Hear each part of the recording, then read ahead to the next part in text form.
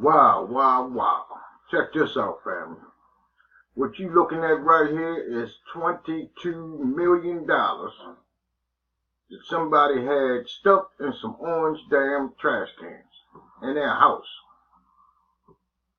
And why in the hell would you have $22 million dollars in the damn house? That's a lot of money, family. I wish I could just have one bag of that shit right there. Jesus Christ. That's 22 million, man.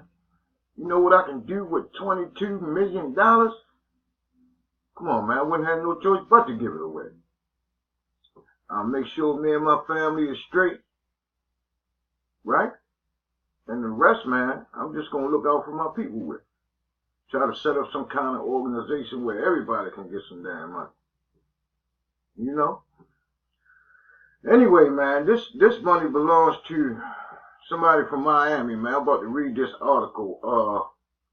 It says the Miami Lakes man found with $22 million in suspected marijuana cash stuffed in orange buckets inside his house pleaded guilty Wednesday, but he won't be losing all his money to the feds. Luis Hernandez Gonzalez agreed to let the United States government take $18 million of the cash. He'll get to keep about $4 million, plus his house, his business, and 5 Rolex watches. The 46-year-old pleaded guilty Wednesday in federal court to money laundering and structuring bank deposits to avoid reporting the true amounts to the government. Wow. United States Judge Robert Scola will sentence Hernandez Gonzalez on April the 20th. Ironically, the annual day marijuana fans celebrate the herd. He faces up to 30 years in prison, but his defense lawyers are hoping to get him a sentence below the bottom of the sentencing guidelines. Below the bottom of the guidelines, which is 5 years behind bars. Shit. I'm quite sure, man, they can pay somebody off for they taking 18 million, so he's stuck with 4 million. But I don't know. I'm facing 30 years, man. I don't know. And you gonna let me keep $4 million?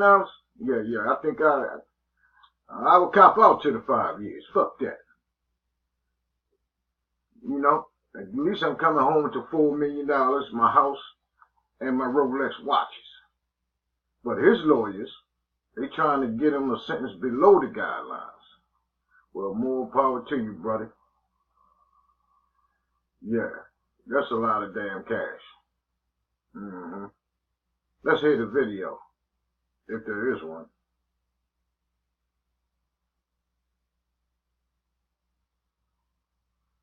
Nah. The prosecution of our client amounts to what we think is a war on marijuana and a war on legitimately earned cash. From the time that we became involved in this case, we've spoken to our client, gotten his business records, hired forensic accountants. He owns a legitimate business. It's a law-abiding business. He sells the exact same products that people can buy at Home Depot or Walmart or on Amazon online. And he's being prosecuted and quite frankly persecuted because the items that he sells, some people are using to grow marijuana, which I think the state of Florida is about to say is going to be something that can be done legally. So rather than spend their time on investigating cases involving drugs that can kill people or harm people like OxyContin or heroin or marijuana, they're attacking this man who's been a legitimate businessman merely because he's successful. Like every person who's involved in a business involving marijuana, that anybody... Hold on, fam. I'm going to let y'all see this video. Hold on. Alright, family. Apparently this is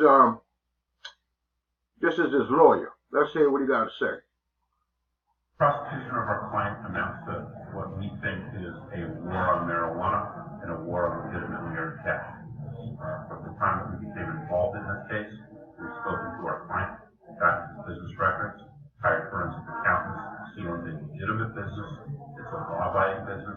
He sells the exact same products that people can buy at Home Depot or Walmart or on Amazon online. And he's being prosecuted and quite frankly persecuted because the items that he sells, some people are using to grow marijuana, which I think the state of Florida is about to say is going to be something that can be done legally. So rather than spend their time on investigating cases involving drugs that can kill people or harm people, like OxyContin or heroin or marijuana, they're attacking this man who's been a legitimate businessman merely because he's successful. Like every person who's involved in a business involving marijuana, that anybody in Colorado or Michigan can tell you, right now, unfortunately, there's a split. It's legal to grow in those states, but the cash is having a problem being put in banks. Well, in the same token here, our client went to just about every bank in Dade County and tried to comply and placed money in those banks. Those banks at times sent investigators to check out his business, make sure he was in a legitimate business. And yet still, after his cash deposits reached a certain point, they shut him down.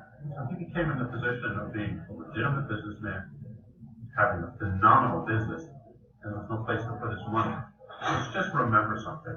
Possession of the United States currency, as much as the federal government and the state wants to make you believe otherwise, is still legal in the United States of America. Wow. What a story. So their argument is that he's a legitimate businessman. And according to the lawyer, they say the items that he sells is the same items that they sell at Walmart or Amazon. So I guess he sells marijuana and paraphernalia. No, matter of fact, he said he sold stuff that people can use to grow marijuana. Wow, man, that is a lot of damn money, man. I'm tired of looking at it. Damn. What the hell do you do with all that money just sitting there? I don't get that. That's one thing I don't understand about drug dealers, really. You get all this money and then do what with it? I don't know, man. All right, family, I just wanted to report on this, man. Peace.